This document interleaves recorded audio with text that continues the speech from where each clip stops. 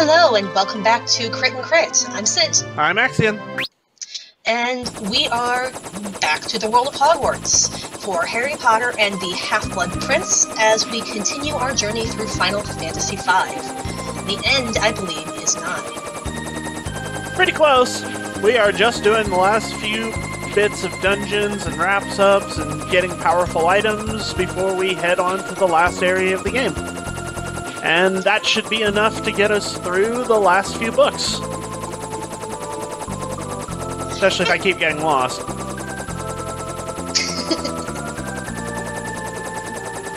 So yeah, as we are back to a, well, not really new, but not a new series, but a new book, as is custom. Let's talk about what happens. So, really at this point, you know there's spoilers abounding because of the nature of what we do, but spoiler, spoiler, spoiler. So, shall I begin or shall you begin? Why don't you go ahead? We start off not with Harry, but with the Prime Minister, who is constantly interrupted by Fudge after Fudge promises, "Oh, don't worry, you should hardly ever see me," as things get worse and worse and worse regarding the Voldemort situation until Fudge is unceremoniously voted out of power and replaced with Scrimgeour.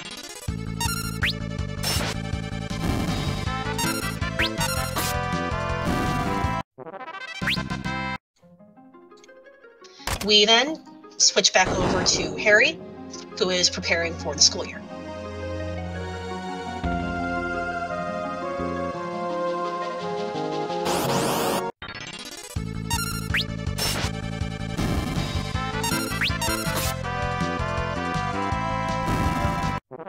I forgot I had the thief knife on.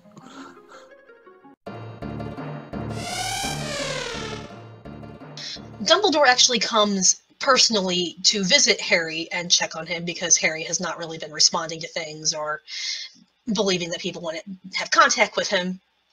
But, you know, because Harry is Harry. Dumbledore basically chews out the Dursleys and reminds them that they had promised they were told to treat Harry like family and they have treated him like crap. And that he and Petunia have corresponded before. Petunia never elaborates on this.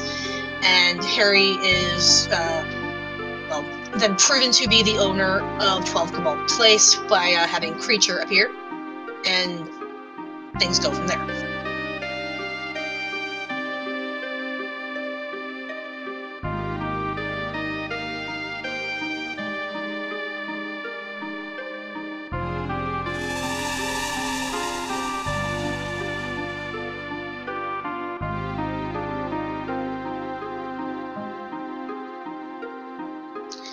Harry, while they are at Diagon Alley, becomes very suspicious of Malfoy. Not that he needed a reason to be, because, well, Harry and Malfoy have never gotten along, and any excuse to be suspicious of Malfoy is an excuse to be suspicious of Malfoy.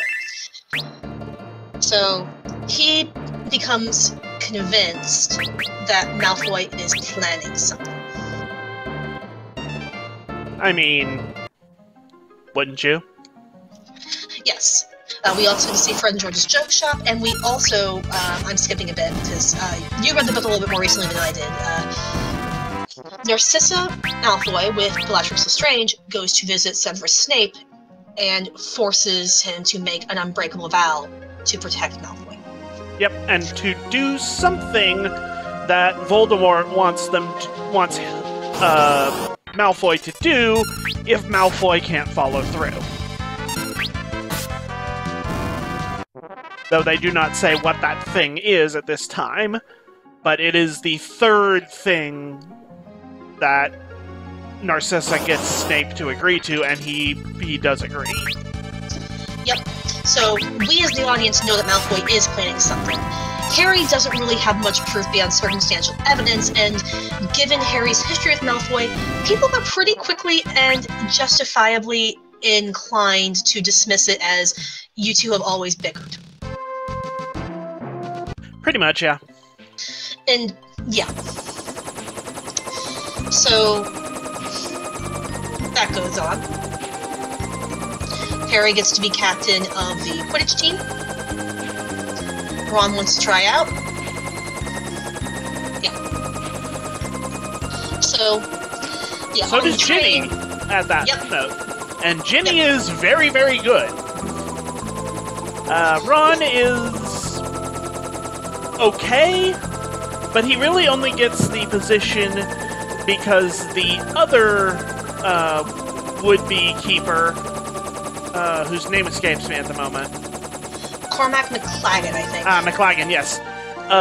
Is befuddled by Hermione during the last part of the trials.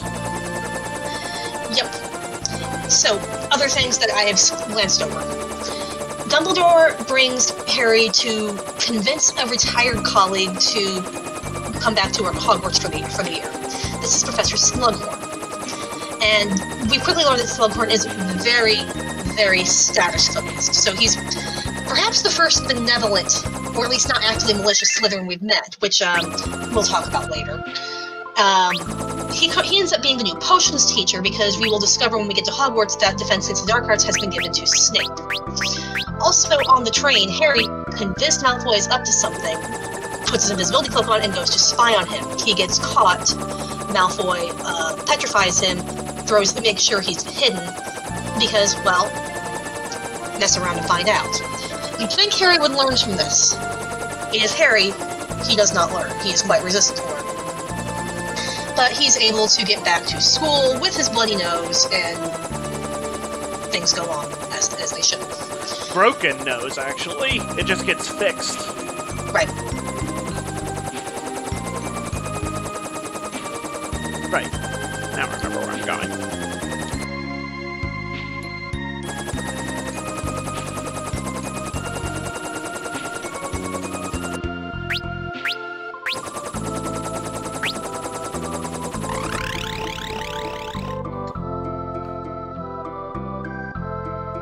But yeah, Harry surprisingly gets to actually take potions because he was thinking that he wouldn't be able to because Snape is very, very selective on who he takes in, but Slughorn is less so, and Harry qualifies with Slughorn's qualifications, which means he does not have to quite yet give up on his dream of becoming an Auror with a background in potions.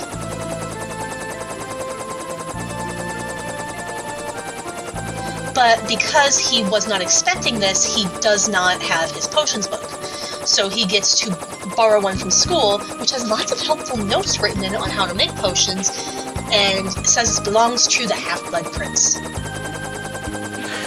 This, of course, makes Hermione immediately suspicious, but Harry and Ron dismiss this as her being jealous that Harry is better at potions than her this year. Yeah, later on, Ginny is also suspicious because, hey, you remember the last time we had a book that had mysterious, helpful information in it and belonged to somebody that we didn't really know too well? Yeah, that didn't go so well, so maybe you should be careful with this. But it's Harry, he doesn't. Yep. Where did I put the submarine?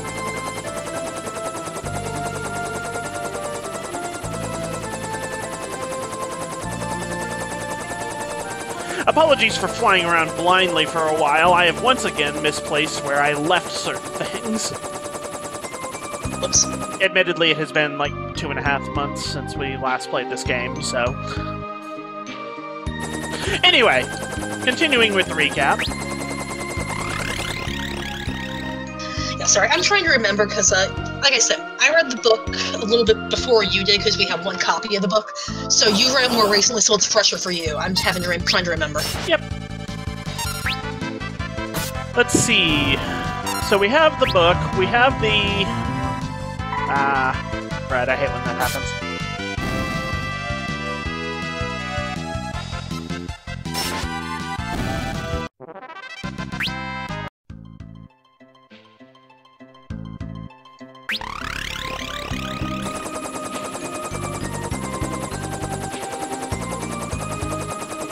See what happened next. I know Harry gets to win the Potion of Good Luck, the Felix Felicis, because of the instructions in the potion book. Yes.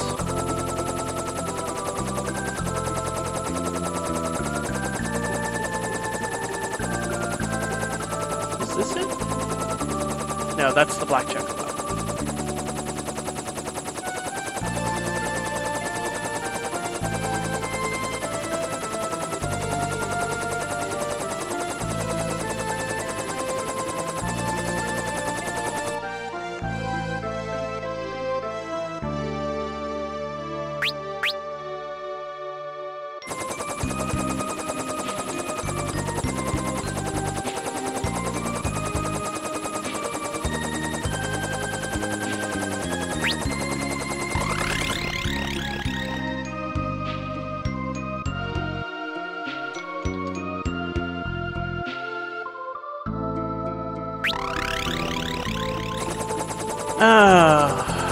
I'm drawing a blank on what happens next. Queer starts, I believe, and Harry fakes giving Ron the potion. Oh, yes. And this leads Ron to make an extremely exceptional play, while Hermione is extremely upset that what she thought was Harry cheating, and then when it was revealed that Harry didn't cheat, at Harry, well, one, implying that he was going to cheat, and two,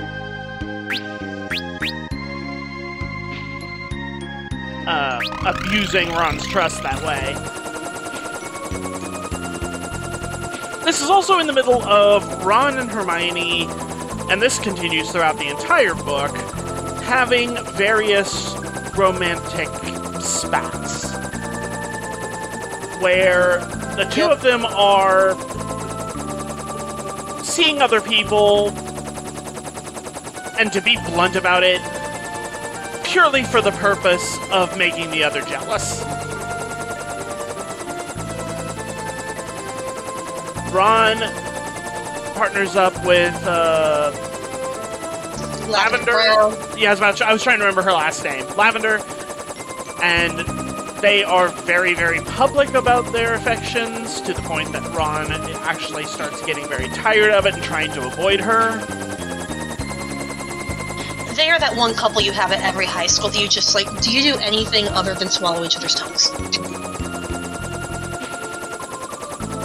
And Hermione goes out with McLaggen specifically because she knows he was most likely to get on Ron's nerves.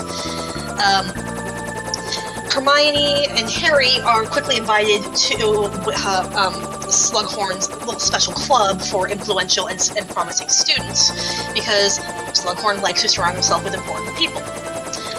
So that's a thing. Harry brings Luna because he likes her as a friend and it'd be funny. Yep.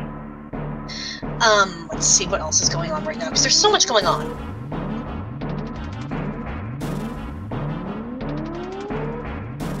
Dumbledore's frequently away from school doing things, Yep. And giving Harry lessons as well that will help him regarding the prophecy about Voldemort. They're not so much lessons as watching things in the Pensieve that are about Voldemort's history and Which trying. Well, yeah, it's like he's not really like teaching him anything; he's just showing him information. But yes. Point being, it becomes very, very obvious very quickly that Dumbledore is trying to figure something out regarding Voldemort, and that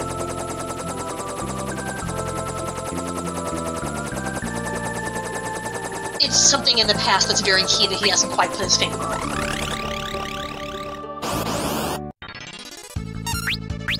and that he needs more information. And this is where he eventually turns to Harry to look more into Slughorn. Yep. Slughorn gave Dumbledore a memory of his on request, but it becomes very obvious after Harry observes the memory that Slughorn tampered with it. It does not actually reflect what he remembered, what actually happened. So, Dumbledore tasks Harry with recovering the actual memory. Alright, so a couple other things to note going on in the background for this. Harry has spent the entire year getting more and more suspicious of Malfoy, following him around and seeing other things happen, such as one of his fellow Quidditch players getting cursed while in Hogsmeade because she touched a necklace. After Ron is accidentally given a love potion that someone had meant for Harry, he goes to Slughorn's office and they drink some wine to celebrate, which is poisoned.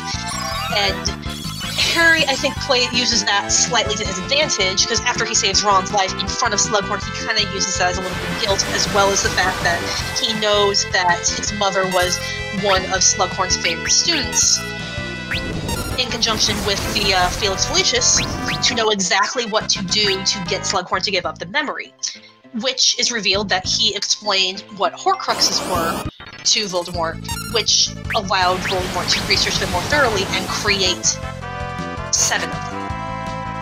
Because these are essentially a lich's phylactery, a piece of your soul separate from your body, so a piece of you will live on and you will not truly die. I didn't mean to do that. Yep. Which is why Voldemort was not truly killed. Harry has actually already destroyed one of them, his diary, back in the 2nd book.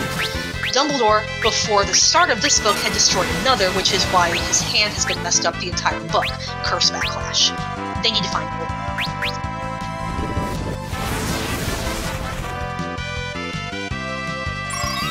But while Harry and Dumbledore are chasing down a lead of one of Voldemort's little trophies that they're sure he turned into one, the school is attacked because Malfoy was up to something, getting the Vanishing Cabinet to work as a two-way passage between Hogwarts and Borgin and Burkes in Nocturne Alley. So Death Eaters have invaded the castle. Harry's friends help defend. Ginny, Ron, Hermione, and Neville and Luna survive basically only because they had the Felix Felicis and are, some of the first to find out what Snape promised, because when Harry and Dumbledore return, Malfoy apparently was charged with murdering Dumbledore, can't do it. Snape does. We, the readers, see that Dumbledore basically tells Snape to do it. So, this was rife for speculation at the time, let me tell you. This was right when I was starting to get active on the internet, and, oh boy. But yeah, Snape kills Dumbledore, Harry spreads the word, and, well, he discovers that the locket that Dumbledore essentially died to get was a dummy. The Horcrux was already gone. So, Harry, Ron, and Hermione have to make a decision as to whether or not they're going to return to Hogwarts without Dumbledore there, or if they're going to just focus their efforts on hunting down the Horcruxes and making sure Voldemort can be defeated. And I'm sure I am missing lots of other little things, because this was a fairly dense one. This should be mostly the broad strokes of the plot. Yep. We are not going to have time to delve into every little thing in this episode unless we want to have another hour-long episode to have to sort through. I'm good. So yeah, next time we will start getting into more of the nitty-gritty of how we can read into things. See y'all then.